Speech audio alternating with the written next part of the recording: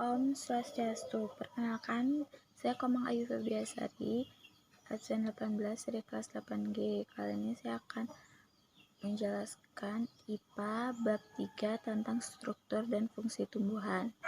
Struktur dan fungsi akar. Akar merupakan organ pada tanaman yang tumbuhnya menuju ke bawah atau tanah.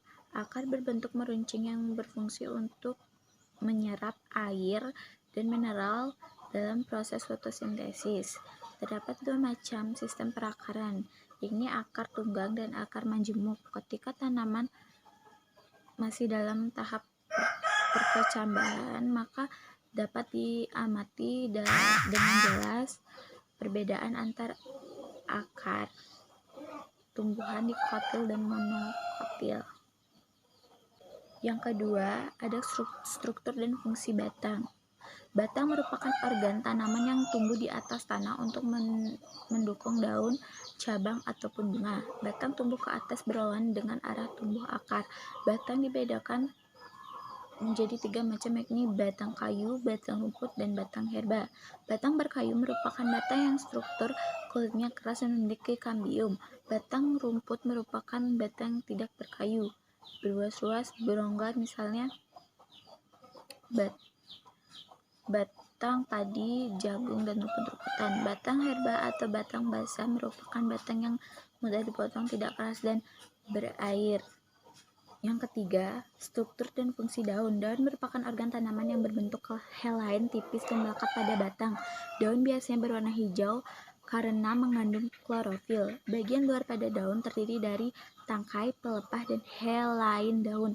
Daun juga berfungsi sebagai alat perkembangbiakan vegetatif. Misalnya dalam daun cocor bebek yang mengandung tunas. Di dalam jaringan daun terdapat kloroplas yang menjadi tempat berlangsungnya fotosintesis. Fotosintesis adalah proses pembentukan zat makanan melalui reaksi kimia dengan bantuan sinar matahari. Sinar matahari ditangkap oleh klorofil. Di dalam proses fotosintesis menghasilkan zat glukosa dan energi ATP. Yang keempat, struktur dan fungsi bunga. Bunga merupakan organ pada tanaman yang terlihat menarik dan fungsi sebagai perhiasan.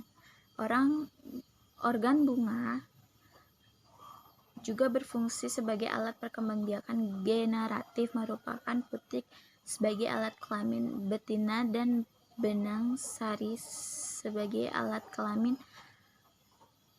jantan.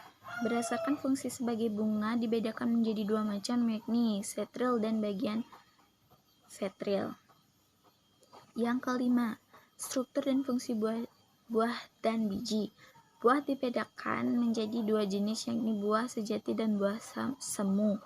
Buah sejati adalah buah yang terbentuk dari bakal buah saja, adapun buah semu adalah buah yang terbuat dari bakal buah beserta bagian lain pada bunga yang lain menjadi bagian utama dari buah tersebut.